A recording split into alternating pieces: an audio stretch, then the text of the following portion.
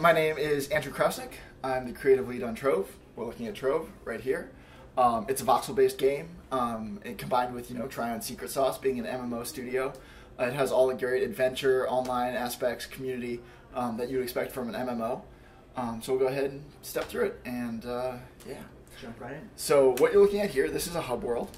We have basically three different kinds of worlds. We have hub worlds, which are kind of community collection points.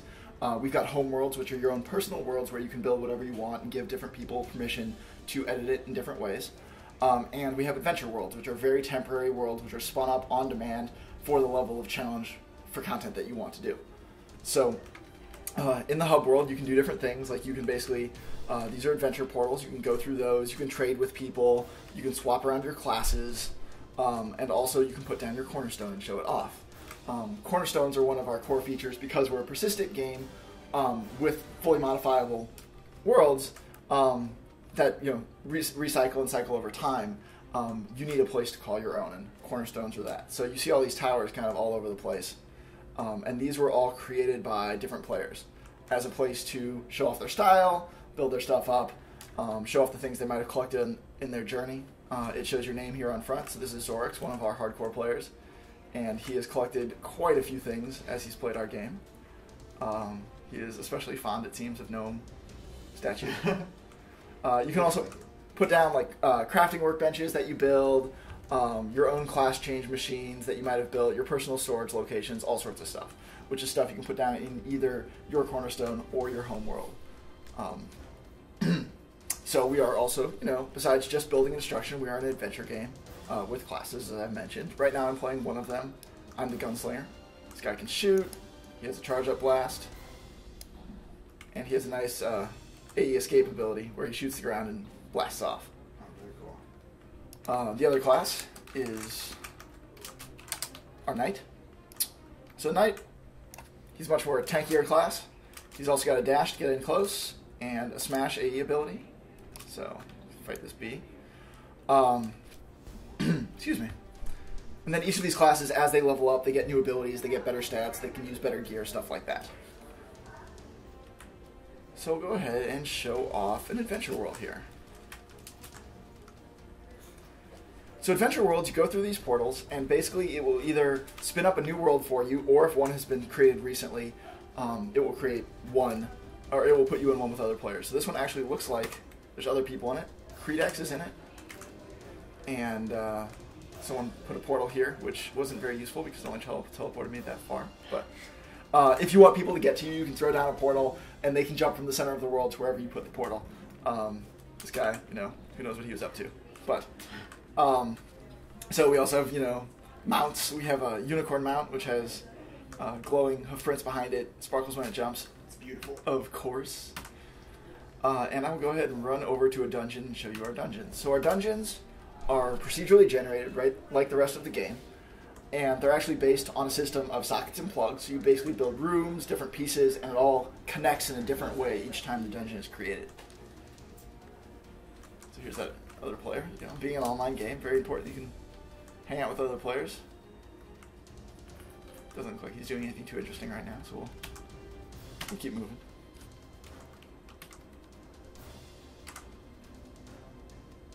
You can also harvest things like bottles from bottle plants. So if you want to craft, healing potions, different kind of potions, town portal potions, you want to make sure you harvest stuff. A bottle plant. A bottle plant. Of course, where you get bottles from. Where else would they come from? That's exactly right. So here's one of our dungeons. This is the Tree Fort dungeon. And each of these pieces, the bridges, everything gets assembled differently each time the dungeon is created. So I'll go ahead and dev cheat and get in here and show you some combat. So I'm using an endgame weapon, so this will be probably a bit easy. These guys throw mushroom bombs at me. Drop some loot, so pick that up. And each dungeon has a dungeon boss that you want to do. So this one is Slay the Mushroom Lord. It will tell you over there in the corner. We have the star bar on the right as well, which is a collaborative objective system. So anytime a dungeon is completed, a quest is completed, stars fill up the star bar. And everyone who helped fill up that star bar will get a reward. So we reward you in currency. We are a free-to-play game, so you can earn currency by playing, or you can also purchase a separate kind of currency with real money. There are many things, such as new classes, mounts, pets that can be purchased with either one. So you either play the game and pick it up, or you can speed up that process if you want and spend a little bit of money. So I completed a little mini quest there by killing that guy. Spawns a chest, smash it open, and get an item. So I'll go ahead and jump back to that hub world and show you a second dungeon. Something that's really important with this game is that we have a lot of community collaboration in terms of creation of game content. So things like this weapon I'm using right now, that was made by a community member and then put in the game after going through an approval process. There's all sorts of different weapons, so all of these swords were made by someone in the community. And you get some, real money credits for that. You get game access if you don't already have it, a special hat, and your name will actually show up on the tooltip for that item. So if you're someone who really likes making stuff, everything uses the same color-based cube system as what you'd use to build stuff in the game. So you can use third-party voxel editors as well, import it to our game. After it goes through the approval process, it gets put in, and you can make stuff that goes in the game for everyone. So we also have another dungeon that was just put in by one of our community members. It is the Rainbow Tree Fort. So once again, each of these different islands is a different piece, and each of these connections is a different piece.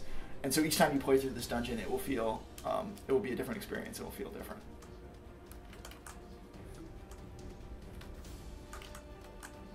This one has been cleared out by someone, so there's no monsters in it. But you can sort of get the idea. There's a flying turtle with rainbow on his back, which is fantastic. Just dash over there. Right, so this was procedurally generated or generated by... So it's procedurally generated based on a set of pieces. Yeah, okay, based on someone's design. Yeah, exactly. And we have different ones being worked on right now. There's like a crypt, there's a Wild West town. We have a bunch of different biomes in our game, so there's also an undead biome with this giant castle as a dungeon. Which I can, once again, dev cheat to get inside.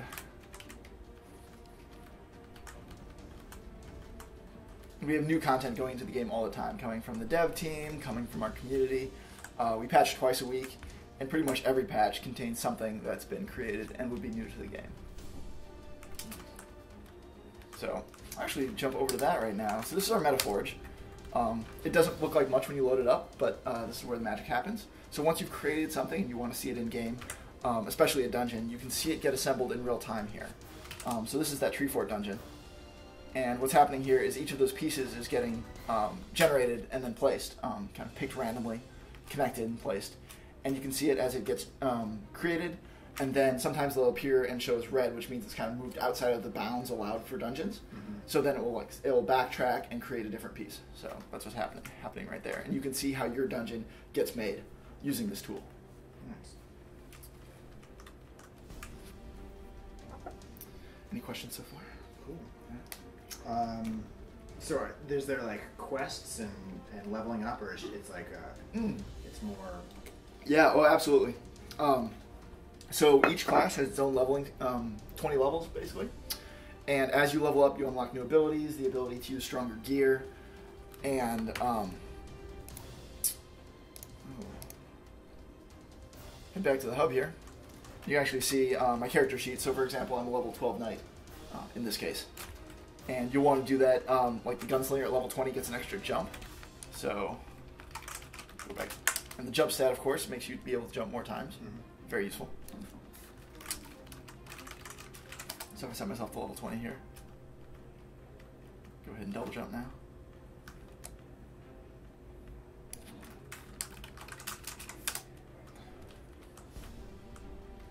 The idea basically is that the higher level you get, the harder areas you can take on, the cooler things you can collect and harvest to help build up your home world and your cornerstone. You also have pets you can unlock. So I have this unicorn pet following me who increases my magic damage. I've got a few other ones like the Sporsley, mushroom pet. And Cubesley, who's the mustache elemental. Oh, he's cool. So as you can see, we don't take ourselves too seriously overall. Right. We think of each area of the game world as sort of a playset. So a combined theme everything will fit together when you're there, but you can take pieces of it and assemble it in any way you want once you've collected those pieces. Cool. So that's a quick look at Trove. Yeah. Awesome. Thank you. Absolutely. Wait for a party.